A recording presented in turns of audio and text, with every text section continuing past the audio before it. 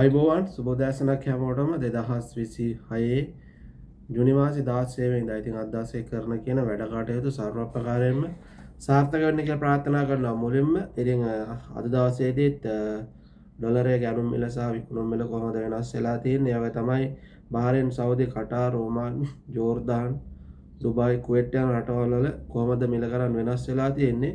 ඒ වගේ තමයි සිංගප්පූරුව, Cyprus, රුමේනියාව, Malaysia යන රටවල් වල අද මුදල් වටිනාකම් කොහොමද සටහන් වෙලා තියෙන්නේ? ඉතින් අද දවසේ මුදල් ලංකාවට යවන කෙනෙක් නම් ඕගොල්ලන්ට පොඩි මතක් කිරීමක් තමයි මේ කරන්නේ.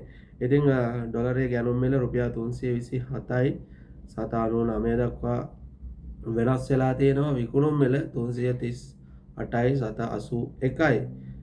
අද ඩොලර් එකට අන්තර්ජාලයේ සටහන් මිල රුපියල් 333යි. ඒ වගේම බහරේන් ඩිනාර් එකක් 878යි 74ක්. සෞදි රියාල් එකක් 88යි 75ක්. කටාර් රියාල් එකක් රුපියල් 91යි 740ක් හැටියට තමයි සටහන් වෙන්නේ. ඉතින් ඒ වගේ තමයි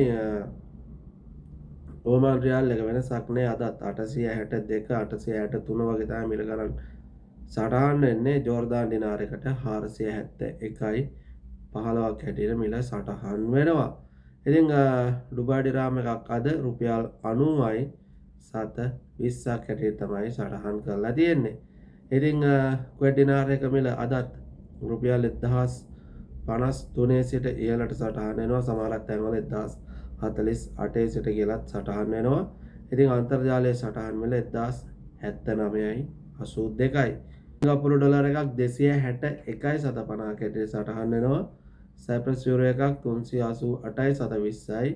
මැලේසියා රින්ගිට් එකක් රුපියල් 81යි 791යි.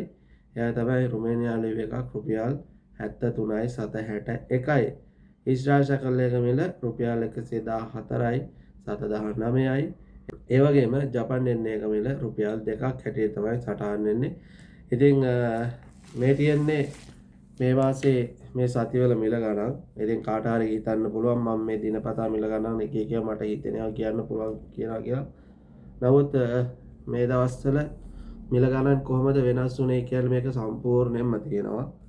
ඉතින් මේ තියෙන්නේ ගිය සතියේ මිල ගණන් වැඩි වෙච්ච ආකාරය. හරිද? ඉතින් මේ විදිහට මම මේ සම්පූර්ණ මිල ගණන් වෙනස් වුනේ කොහොමද කියලා මේ පොතක ලියාගෙන තමයි ඔයගොල්ලන්ට මේ කරුණු ඉදිරිපත් කරන්නේ.